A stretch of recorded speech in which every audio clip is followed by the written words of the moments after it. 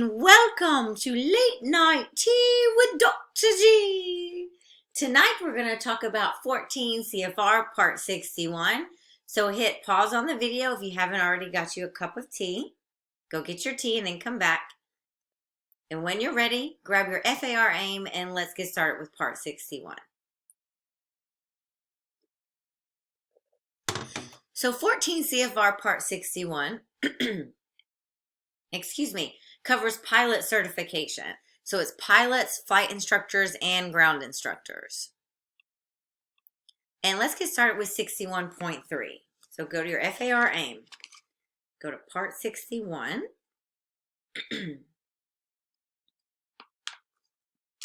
Point 3. And it says requirements for certificates, ratings, and authorization. So first thing I want to make sure you understand is that in the United States, we are issued pilot certificates, not pilot licenses. For example, Europe and Asia issue pilot licenses. There is a difference because a license needs to be renewed. Where a pilot certificate, once you obtain it, it maintains its validity unless it's suspended, revoked, or something like that with the FAA.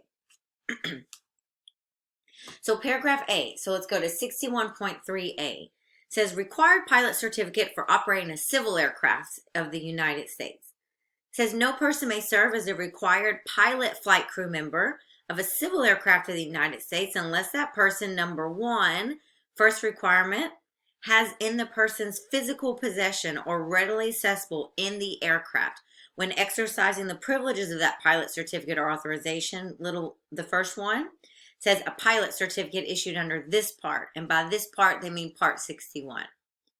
Another option is a special purpose pilot authorization, a temporary certificate, and then there's a few more listed there. So most of us are going to have our pilot certificate or our temporary certificate. It's going to be in our wallet and it's going to be in the airplane probably. But if we're acting as a pilot, we have to have it on us or readily accessible in the aircraft, and it has to be a valid pilot certificate or temp. Number two, go down to number 2. We also have to have on us a photo identification that is in that person's physical possession or readily accessible in the aircraft when exercising the privileges of that pilot certificate or authorization. The photo identification must be a driver's license, it says a government ID, U.S. Armed Forces ID, official passport. The next one talks about SIDA, which is Security Identification Display Area. And then the last one says, or any other form acceptable by the administrator. So you have to have your pilot certificate on you, and then most of us are going to have our driver's license on us. Driver's license or passport, I would say, are the two most common. But it can't just be any ID. It can't be like your college student ID. It has to be one of these listed in the regulations. Also, if we skip down to the next section, paragraph C, Charlie, talks about a medical certificate. C1 says a person may serve as a required pilot flight crew member of an aircraft only if that person holds the appropriate medical certificate issued under Part 67 or other documentation acceptable to the FAA. Of course, FAA stands for Federal Aviation Administration. That is in that person's physical possession or readily accessible in the aircraft. So we're seeing a theme here, right? So we actually have to have 3 things on us when we're flying. We have to have our pilot certificate, our ID, and our appropriate medical certificate. Skipping around here, guys, go to paragraph E, Echo, and I also want you to see that if you're going to fly in instrument flight rules during instrument meteorological conditions, then you also have to have the appropriate instrument rating. So if you're going to fly IFR, you have to have your instrument rating. And the other part I wanted to go over was the age limitation under paragraph J. So turn the page to paragraph Juliet. And it says age limitation for certain operations. No person who holds a pilot certificate issued under this part may serve as a pilot on a civil airplane of U.S. registry in the following operations if that person's reached his or her 60th birthday, or in the case of operations with more than one pilot, their 65th birthday. And one of the ones I want you guys to see is it's scheduled international services, non-scheduled international, and they have a list of several different parts here. But the summary of that is when you're flying for an airline, whether it's domestic or flag. So you're flying for American, Southwest, JetBlue, Frontier. Once you are 65 years old, it's not mandatory retirement, but you're not permitted to fly the aircraft anymore. So you are out of the cockpit. You could retire if you wanted, or most of the time, guys, those captains are going to go, they're going to be check airmen. They're going to start doing the simulator training, the classroom training. They might go full-time and work in the pilot union or just different departments in the airline. So totally up to them. But once you're 65 for scheduled air carriers, because scheduled air carriers have two pilots. They have a captain and a first officer, right? A pilot in command and a second in command. So once they're 65, they do have to stop flying for the airline. Now, you can still fly general aviation. You can still be a sport pilot. There's several different types of flying you can do, but I just was talking specifically about the airlines here. So what do we have to have in our airplane when we're flying? We have to have our pilot certificate, our ID, and our medical. And if we're flying IFR, we have to have our instrument rating. Okay, let's go to 61.5. And I'm not going to go through all of part 61 because you're going to go through a lot of this with your flight instructor during your ground training. And of course, you can go through these sections as needed. I just want to kind of get your feet wet in part 61. Anytime you have a question about your pilot certificate, about how to log flight time, can it be dual, can it be PIC, anything about your medical, guys, what's most important is I want you go to part 61 and you research it yourself. Don't just take, don't take advice from a friend or somebody like that. You're in charge of making sure you can read the regulations and interpret them properly and that you log your flight time appropriately as well. So what are some certificates we can get? Let's go to 61.5. And there's a whole lot listed here. So let's just go through some of them. These certificates can be a student pilot certificate, sport pilot, recreational, private, commercial, ATP, which is airline transport pilot, flight instructor certificates, and ground instructor. So these are all the different types of certificates. Once you're issued them, they're going to look like this, the same size of a driver's license, and it will have the information on here on what certificate you obtained, what you passed. And we no longer use our social security number on here, so don't put that. We also have under paragraph B, there's ratings that can be placed onto those certificates. So what do we've got? We've got one, there's different aircraft category. So there's airplane, rotorcraft, glider, lighter than air, powered lift. Example of powered lift would be an Osprey. Powered parachute and weight shift control aircraft. There's an example of powered lift, a V-22 Osprey. Then after that, guys, under 61.5, we also have airplane class rating. So you can have single engine and you can have multi-engine. And the single engine can be land or single engine sea, and then the same for multi-engine, land or sea. The next part, guys, you can also see there's rotorcraft class ratings. There's just a lot listed here. There's also instrument ratings. So the instrument is not a certificate, right? It's a rating added onto your pilot certificates.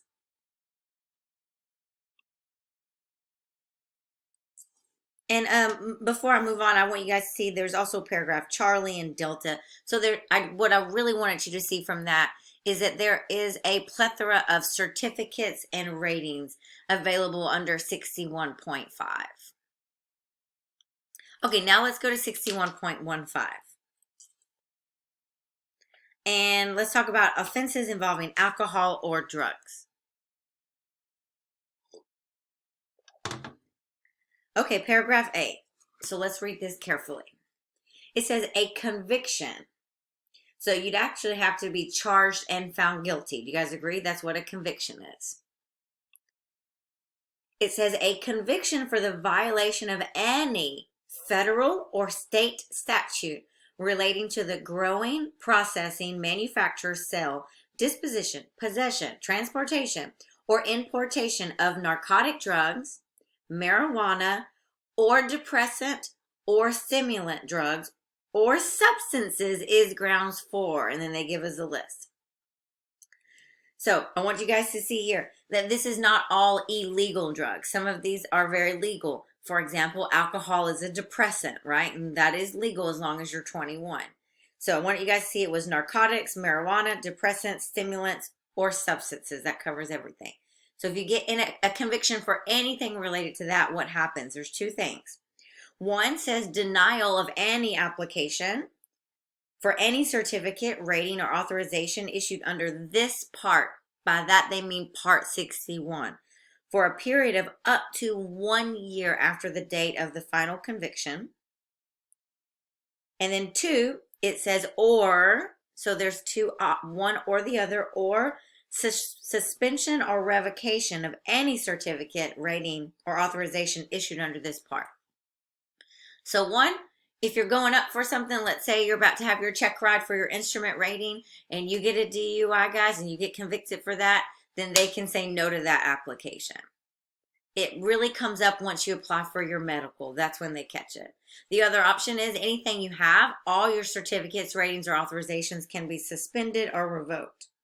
And they didn't tell you how long on that one, right? So that's going to be up to them. So this is a big, big no-no. I wrote on here, drugs, don't even think about it, right? I don't care, guys. Marijuana is, it is illegal on the federal level. But some states are permitted some states have legalized it, right? But it's still illegal federally. So we have to be careful because it said any federal or state statute. For us guys in aviation, doesn't matter if it becomes legal or not, we are not going to be permitted to do that. It's not going to be acceptable. So drugs, don't even think about it. We have alcohol on here. So I want to make sure you guys understand that it's not just talking about drugs, right? We're not just talking about cocaine and meth and all those really extremes. We're even talking about just alcohol. And what are some ways that you can get in trouble with that? Well, one, if you drink when you're not 21 years of age, you can get underage consumption. You can also get public intoxication, which is when you're drunk in public. And then you can also get a DUI, driving under the influence. You can get in trouble, guys, if you've been drinking and you're on your skateboard, a bicycle, you're walking home. If you're in your vehicle and it's not turned on, but you're passed out in your vehicle, you can still get in trouble for that. So there is just no reason why you should risk this, right? We've got Lyfts and we have Ubers.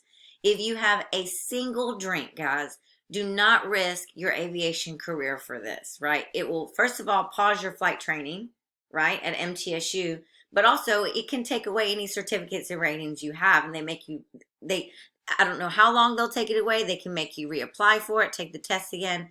Depends on how serious the charges are. So it's just not worth it. I know you guys are in college and you want to have fun, but you also need to do the right thing, right? You need to make good choices. And if you have a drink, you need to take a Lyft or Uber. I mean, it costs like $10, right? What's that in the grand scheme of things? So much better than getting a DUI and have to get a DUI lawyer, maybe going to jail and having to report it to the FAA. And now you have to report it on every single application you ever have in your future for aviation. So I want you to remember this talk.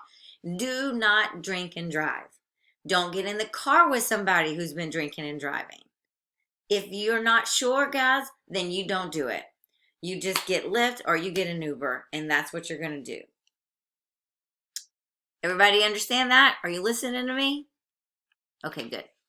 Now in Tennessee, I wanted you guys to know that our blood alcohol content, the BAC level is 0.08. So that's what the grounds is for DUI, but they can pull you over for anything, even for suspicion, and it can be less than that. I will tell you in Murfreesboro, they can pull you over and they do not give you breathalyzers, so they can just take you straight to jail and they do a blood test. So every city and state's kind of different. But it's not something I want you guys to mess around with because everyone processes alcohol differently, right? Physiologically at different rates. Several factors that affect it, right? Your weight, what you had to eat that day. Was there foods that had MSG or chocolates or processed foods actually are worse for drinking? How, the duration, how strong the alcohol is. So it's just not worth it, guys. I mean, literally. If you take a drink of alcohol, make plans to take a Lyft or an Uber. That is just so not worth these two things, right, guys? Not to mention you could hurt somebody and you could hurt yourself. So this is just, we're not doing it. What happens if you do get in trouble? I do want you guys to see under paragraph echo, E, says each person holding a certificate issued under this part shall, what's the word shall mean? Shall is imperative, right? Means you must. It says you shall provide a written report of each motor vehicle action to the FAA, Civil Aviation Security Division. They give you the address no later than 60 days after the motor vehicle action. It tells you what it should include.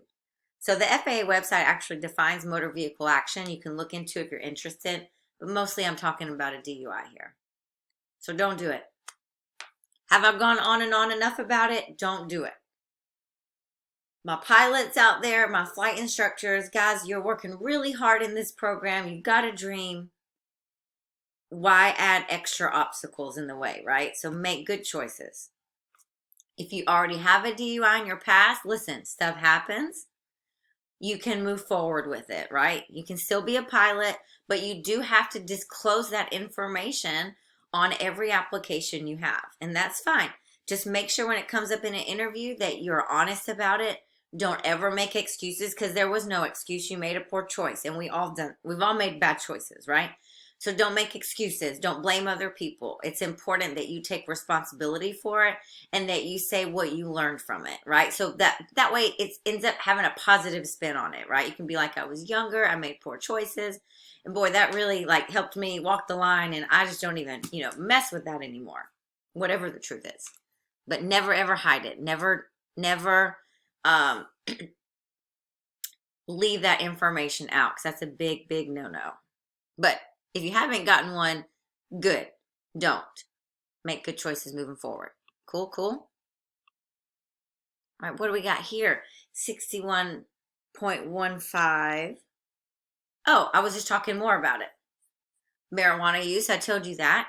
Even though it's legal in several states, so that the state level has legalized it. And many countries, so let's say you're flying international and you're going to Amsterdam. Yes, it's legal there. But when you're flying for Delta and you come back and you get your random drug test, that's not going to be okay, right? So we can't do that. That's just a no-go. It's prohibited. Now, if you are prescribed medication, so it's a legal prescription, you have to disclose that to your aviation medical examiner or your employer. You are protected by HIPAA, where they can actually look at your medical records, but we have our own, we have to self-disclose, right? And the FAA has a website, as well as Part 67 lets you know what is permitted and not permitted to take. There's a lot of medications we're not allowed to take. So even if you're prescribed it legally, guys, you can still get a DUI if you're driving with it in your system as well. So painkillers, stimulants, things like that. But also switching gears to the airplane, we're also not allowed to do that. There are some medications we're permitted to take, but it's very limited. It's not that much while we're flying. And then same thing while you're driving. Even, you get in an accident and the doctor prescribes you some type of pain medication, then of course you can take that, but you're not flying when you're doing that, right, guys? You've got to get better. Even if it's like sinus medication, yeah, that's legal and that's over the counter, but we're not taking that. We're not taking like Sudafed and then flying the next morning. It's just not safe. Okay, let's talk about our temporary certificate.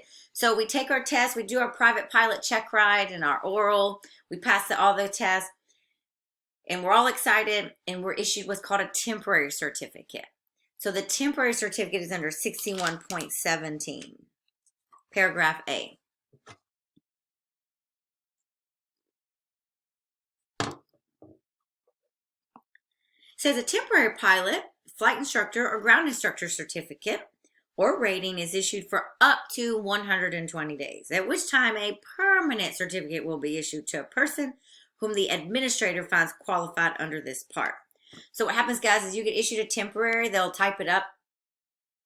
Looks like this, so it's flimsy. It's just a piece of paper.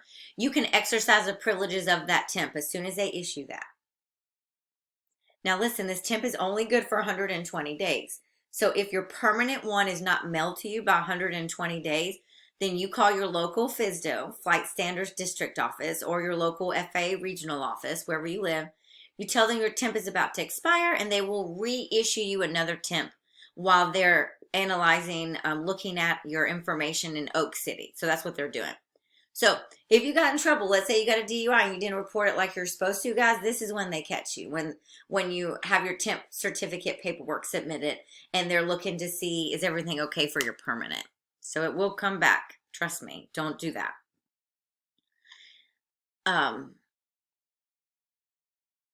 So I want you guys to know from this, how long is a temporary certificate good for? The answer is 120 days. If it gets close to that 120, guys, you're at about 100 days, 105 days, I would call the local FAA office up or shoot them an email and ask them to issue you another temporary certificate. Okay, 61.19. How long are these certificates good for? Like, do they expire? 61.19, A, under general, says the holder of a certificate with an expiration date may not, after that date, exercise the privileges of that certificate. Yeah, duh, that makes sense. So if there is an expiration date and it expires, then you can't fly. Number 2 says, except for a certificate issued with an expiration date, a pilot certificate is valid, which means it's good, unless it is surrendered, which means you handed it to the FAA, or they suspended it, or they revoked it. So it's good. If there's no expiration date, it means it doesn't expire. B talks about a paper student pilot certificate, and it says a student pilot certificate issued under this part. Remember, this part means 14 CFR Part 61, that whole chapter. Prior to April 1st, 2016 expires, and they give you some numbers here. If you've not reached your 40th birthday, 60 calendar months. So it means under 40, right? If you are 40 and over, it's 24 calendar months. And it talks about gliders. But we're not in 2016, right? We're in 2021 right now. So that's kind of a silly one to read. But just in case you saw that on an FAA test, I wanted to read it to you. Now go to Part C, pilot certificates. Number 1 says a pilot certificate, including a student pilot issued after April 1st, 2016, issued under this part, is issued without a specific expiration date. So it doesn't expire. Same thing, guys, for your private, your commercial, your ATP, no expiration date. So it is good unless you get in trouble. It does not expire. Now listen, your medical certificates expire. We'll get to that in a minute. But these are your pilot certificates. They do not expire. However, your flight instructor does, which we call that a CFI, Certified Flight Instructor. So that is good for 24 calendar months from the month it was issued. And ground certificate instructor, no expiration date. So the only one is a CFI. You guys doing good? Okay, medical certificates. Let's talk about those for a minute. 61.23. Paragraph A talks about all the different medicals here, and I just want to kind of briefly go over some of it. So we've got the least restrictive is a 3rd class medical. Then it goes down, then the next one is a 2nd class, and then the one that's most restrictive is a 1st class medical. If you turn the page, guys, and look at the table on page 58 and 59, that's what I want us to look at right now. There, you can see here that there are lots and lots of information here. So I'm not going to go over all of it. I wanted you to see it's here in case you have a question about it. So for private pilot, I want you guys to go to the 3rd class medical under number 3. Under, let's say you're under 40. And then look at the next column, and it tells you these are the operations that require a 3rd class. So a recreational pilot certificate, a private pilot certificate, and there's a list of more. But let's say that you're trying to get your private pilot. Then what's required is a 3rd class medical. How long is it good for? Go to the next column right here.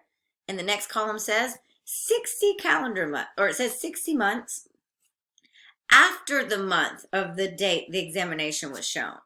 So 60 calendar months. So that's 5 years, right? Yes. So let's say it was issued in April of this year, then 5 years from now, January, February, March, April, May, right? The month after April, at the end is when it's due, the end. They give you that extra month, guys, in case, for scheduling and stuff like that. So it's the month after the month it was issued, and it's that last day. So your private pilot, guys, you need a third class. Now at MTSU, in our flight program, we require a second class medical. So you can always require a more restrictive medical, but never one that's not as restrictive. So third class is what you need for private. One thing I want you to know about second class is that's needed for second in command privileges in 121. Also, commercial pilot requires at least a second class. I want you to know that. And there's a whole bunch listed here, but also I want you guys to know air traffic control requires a second class medical. So let's go in your table here. Go to second class and look at any age. Then the third column says an airline transport pilot, so that's ATP, for second in command privileges, a commercial pilot, or an air traffic control tower operator certificate. So the two I kind of want you to remember for this is commercial pilots need a second class and ATC needs a second class. Now listen, guys, those medical tests when you go to an AME are actually different. So make sure if you go to campus at the rec center, you actually tell them you want to be an air traffic controller, and they're going to give you a separate type of exam to issue you that second class medical. Now, if you wanted to get your first class, you can, because that is more restrictive. Does that make sense? So even though we're requiring a second class medical, you can go ahead and get your first class. First class, there's a bunch of different things listed here, guys, and it has the age and the different operations. I do want you guys to know that ATC, their certificates expire every year. So theirs are only good for 12 months. Same for ATP as well, airline transport pilot. So that means, guys, if you are envisioning yourself needing a medical and actually having some type of scheduled operation in the future, like you want to fly for the airlines, charter, something like that, guys, we got to stay healthy. We need to exercise and eat right and get good sleep because we have to renew our medical certificate every year. And then first class is needed for PIC privileges in Part 121, so the airlines. And like I said, that's renewed every year. It doesn't matter if you're under or over 40, that's any age. So I have some advice here. Let's see, a bit of advice. If you know you want to work for the airlines, so you want to leave, you want to graduate school, get your flight time, and you want to go to Endeavor or Envoy or whatever regional you want to start out at, and then eventually go to a major. If that's your game plan, you know you will eventually need a first class medical. So my advice is go ahead and get it. Go ahead and get it. That way you know at this moment you qualify for it. Of course, things can change and life can happen, and you might have a medical issue come up where you've got to do a little bit of work to get that medical again. But I want you to know, I would want you to know that at least at this moment in your flight training, you do qualify for a first class medical. You can get them at the rec center at MTSU. The first class is going to be a little more expensive, but not much. And then there's a phone number, but really if you just go to the Student Health Services website, there's a link where you schedule it and just go there and get your medical. So I have a challenge question. I have a first class medical, and we know first classes expire 12 calendar months, and it's now 13 calendar months. So what do I need to know? What does it convert to? And the answer is it actually goes straight from first class. It skips second and it goes to third class privileges. So it's a first class medical, but it has third class privileges. And since your third class is good for 60 months, remember I said we're at the 13 months, so it's good for 47 calendar months, third class. So what I wanted you to see here is when you have a first class medical, it does not roll over to second. It actually skips it and goes straight to third class privileges.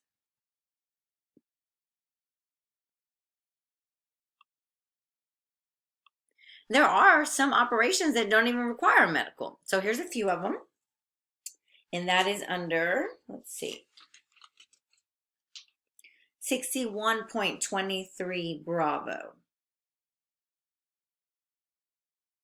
So ground instructor, glider, balloon,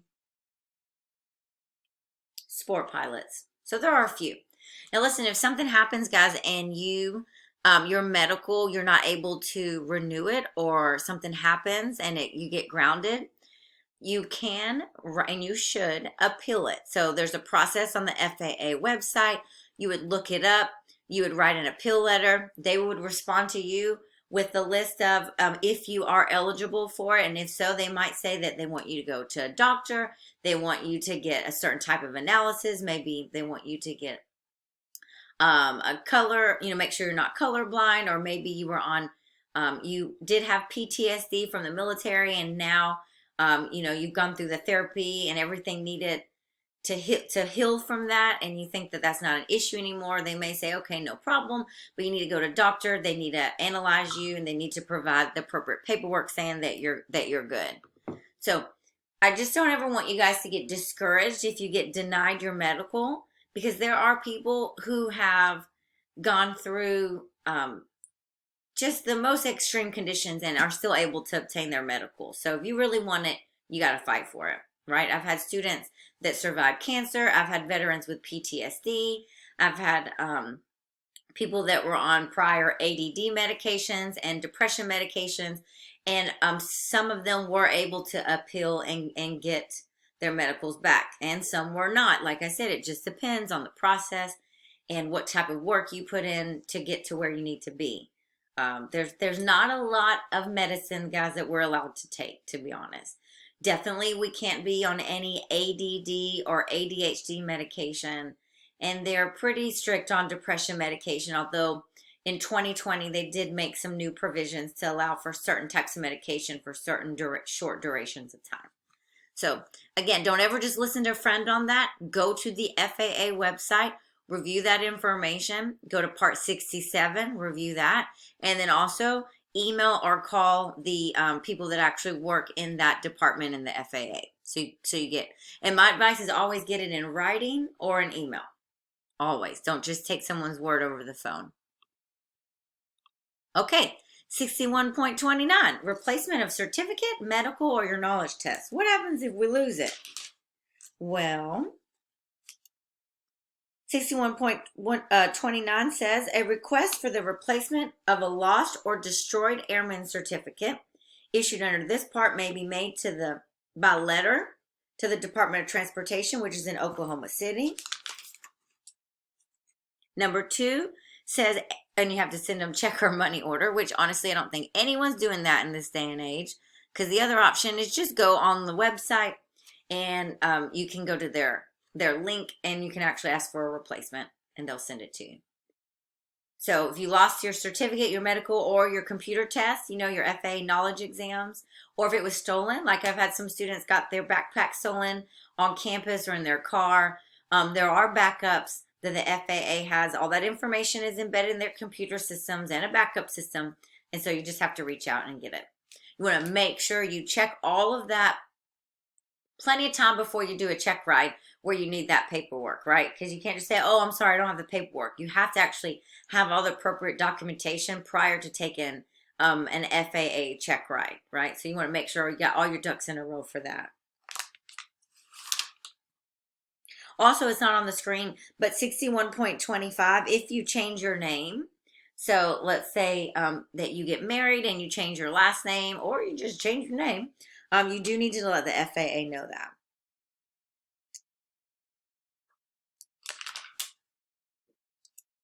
Cool. All right, let's talk about our pilot logbooks. So we have pilot logbooks where we will enter our training time and aeronautical experience. We have paper ones like the one on the screen, but I also always want you guys to have an electronic pilot logbook, either through ForeFlight. I really don't suggest Excel just because you'd have to set up your columns just right and be able to sort them. So I guess if you're really good at Excel, but otherwise I honestly think just to get an electronic logbook as well. And every now and then, every month or two, transfer all the information from your logbook onto your electronic logbook. That's really important you guys do that. One, because this logbook can get lost or stolen, or you spill coffee all over it, or pizza sauce or something. But also, whenever you apply for a job, they want you to submit your time via the electronic program that you have, and then they'll ask you to bring your paper logbook to an actual face-to-face interview. So what do we do about our logbook? 61.51. So let's skip all the way to there. Are you guys paying attention? Everybody okay? Okay, 61.51. Says training time and aeronautical experience. Each person must document and record the following time in a manner acceptable to the administrator. The administrator is the FAA administrator, right? 1 says training and aeronautical experience used to meet the requirements for a certificate, rating, or flight review of this part. And 2, the aeronautical experience required for meeting the recent flight experience requirements of this part. B talks about your logbook entries, and it says for purposes of meeting the requirements of paragraph alpha of this section, each person must enter in the following information. They give you a whole list there. Turn the next page, paragraph Charlie talks about when you can log pilot time. Delta talks about logging solo time, and E talks about Echo logging pilot and command flight time. And then there's a lot more. There's logging SIC time, logging instrument time, training time, and so on. So what I want you to know from here, guys, is be very careful that you are entering your information accurately and in alliance with the regulations. Otherwise, you have fraudulent entries, and that's a no-no.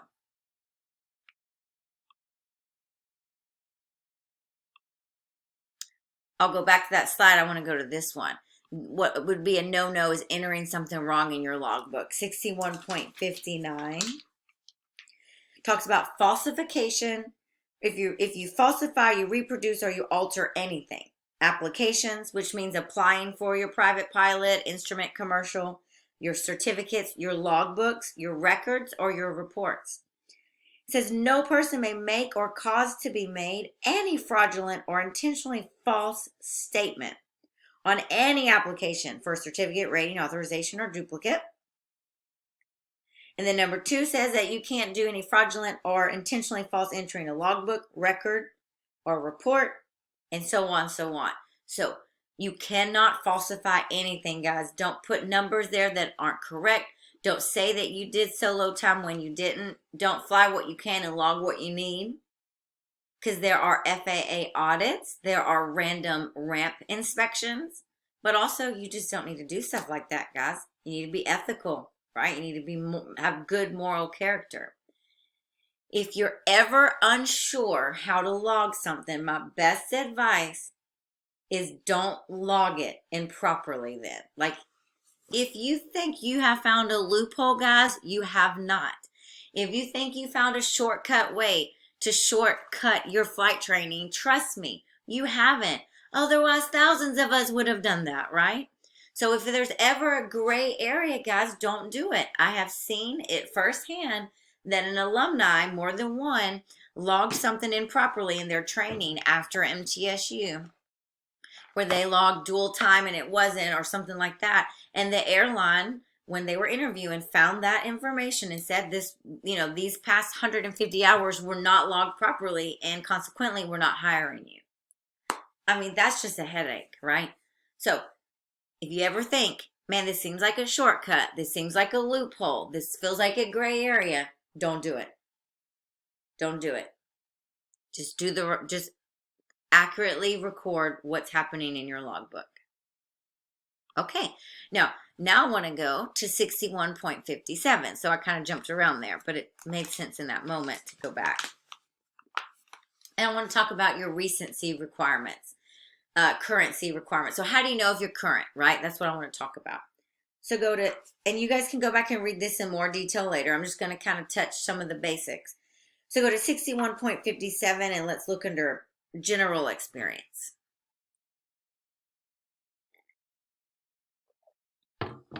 It says, except as provided in paragraph E of this section. So let's go to E. Like, what is E? E says exceptions. All right, cool. So except for the exceptions, that made sense. No person may act as pilot in command of an aircraft carrying passengers. I want you to highlight carrying passengers. Those are the key words. Of an aircraft carrying passengers or of an aircraft certificated for more than one pilot, flight crew member, unless that person has made at least 3 takeoffs and 3 landings within the preceding 90 days. And the person acted as a sole manipulator of the flight controls, and the required takeoff and landings were performed in an aircraft of the same category, same class, same type. And if the aircraft to be flown is in an airplane with a tailwheel, the takeoff and landings must be made to a full stop. So when we're talking about our airplanes, guys, our DA-40s, it's not to a full stop for this. So for us, for our flight school, well, first of all, we're not allowed to carry passengers under our insurance, right? But let's say that you were to rent an airplane at Wings of Eagle and you wanted to fly a passenger. Then in order to be current, you would have to have done 3 takeoff and landings within the preceding 90 days, which is a 3-month period. It does not have to be to a full stop, so those can actually be 3 touch and goes. Now, what if you want to carry people at night? There's a little different requirement. So now go to paragraph Bravo. Oh, you know what? Do I want to see this one?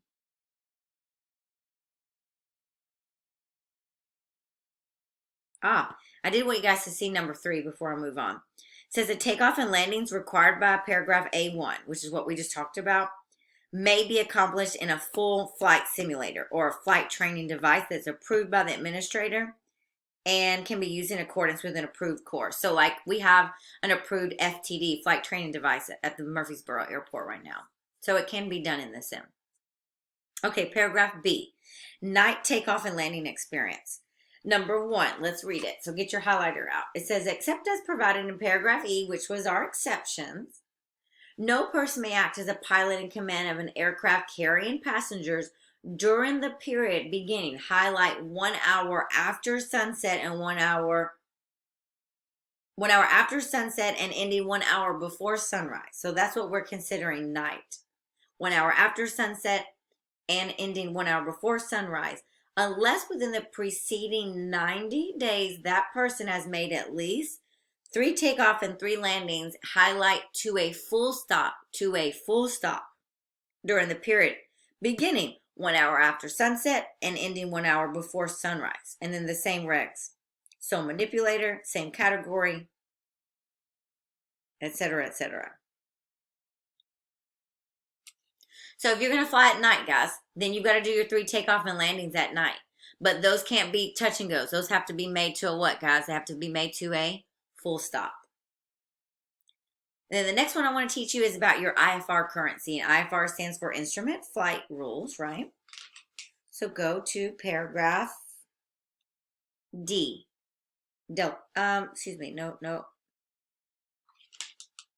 Paragraph C.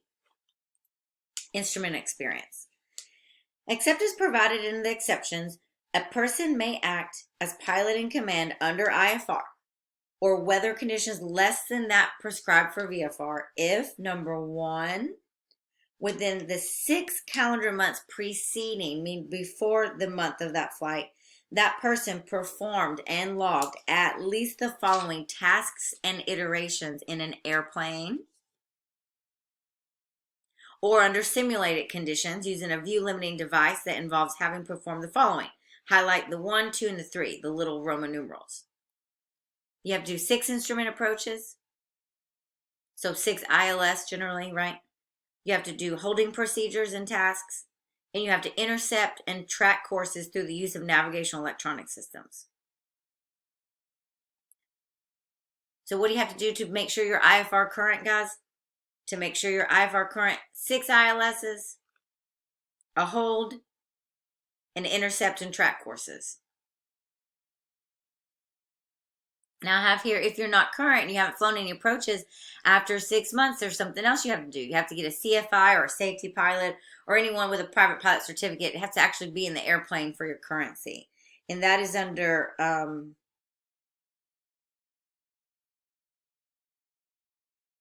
paragraph D.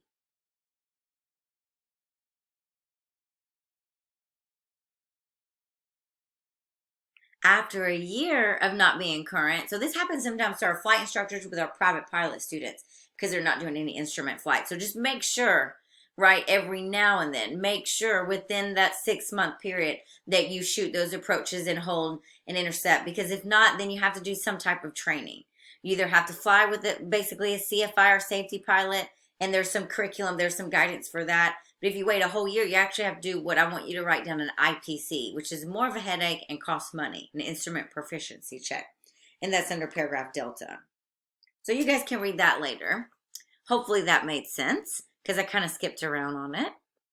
But my point on here is just don't lose your currency, right? When you're a flight instructor, if you've got all private pilot student pilots, right? You're not flying in IMC. Make sure you take the time to shoot your approaches and do what you need to keep your currency. And we already talked about that one. Okay, what happens if you move, guys? You got to notify the FAA. You've got 30 days once you move to notify them. And of course, you can do it online. So I just wanted you to know that under 61.60. Change of address. Now, there are different parts in here, guys. So subpart B talks about aircraft rating and pilot authorizations. Then go to 61.89. Because I just kind of want you to see. Subpart Charlie talks about student pilots. So any questions you have about being a student pilot is here. Flip through the pages, guys, until you find subpart Delta. And that part talks about recreational pilots. Keep going. I just want us to get familiar with it. E is private pilots. Any questions we have about eligibility, aeronautical knowledge, flight proficiency, experience. All that's under there, right? Your pilot and command privileges. Can you fly at night? We can't make money, right, guys? We're not allowed to make money while we're flying those operations. Subpart F is commercial pilot and so on. So I just want you to know any questions you have as you go through the program, go to part 61, look up the table of contents, read the appropriate part here. But what are our limitations as a student pilot? So let's go back to 61.89.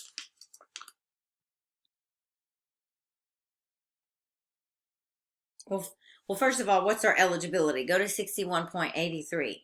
61.83.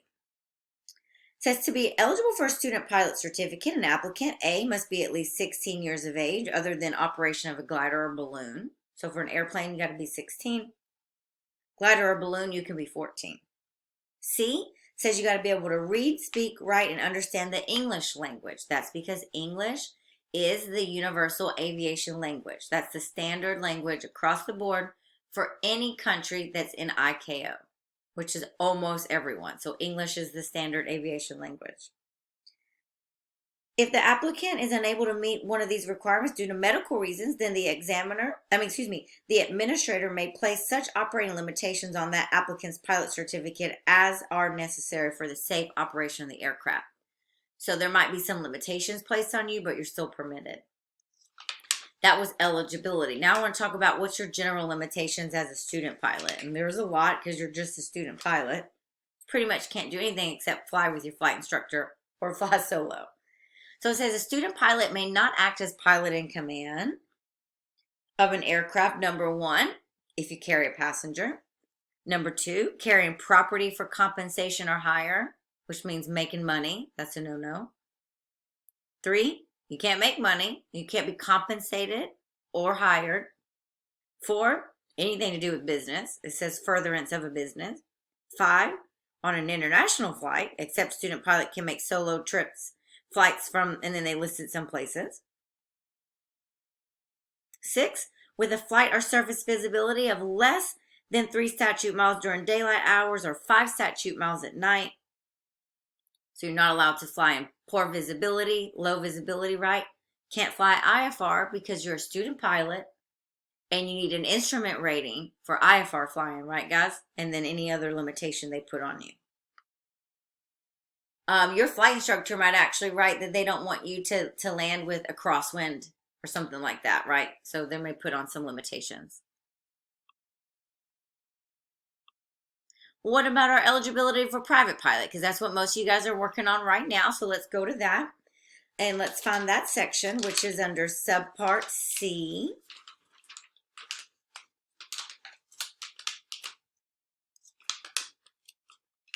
No, I'm sorry, subpart E, echo. So we're subpart E, eligibility 61.103. It says to be eligible for a private pilot certificate, a person must A, be at least 17 years old. B was 16 for a glider or balloon. C, remember we talked about English. So it said read, speak, write, and understand the English language. D says receive a logbook endorsement from an authorized instructor. So your flight instructor is going to give you a logbook endorsement. E, pass the required knowledge test on the aeronautical knowledge areas listed in that section. The knowledge test, guys, is what we call our FA computerized exams. And this is an example of prepware. So this is ASA. You can get Gleim. You can get Shepherd's Air online. But there are online study preps that prep you to take the FAA exam. And making a 70 is the passing grade. But I want you to make better than that. F says receive flight training and a logbook endorsement. I think that's what I was saying with the 6139. Yeah. So from your certified flight instructor. G, meet aeronautical experience requirements of this part that apply to the aircraft rating. And then there's a few more listed here, but I have them all listed here for you. And of course, once you do pass everything, right, once you are flying, you have to have at least a third class medical, but we require second class medical in the program. So there's a whole list of eligibility there. Is there anything else I want you to see? That's kind of the gist of it. Okay, guys, that's a wrap for part 61. Thank you for listening. I hope that everything made sense. And remember that if you ever have any questions about it, make sure to look it up yourself and not just trust someone else's interpretation. Thank you so much.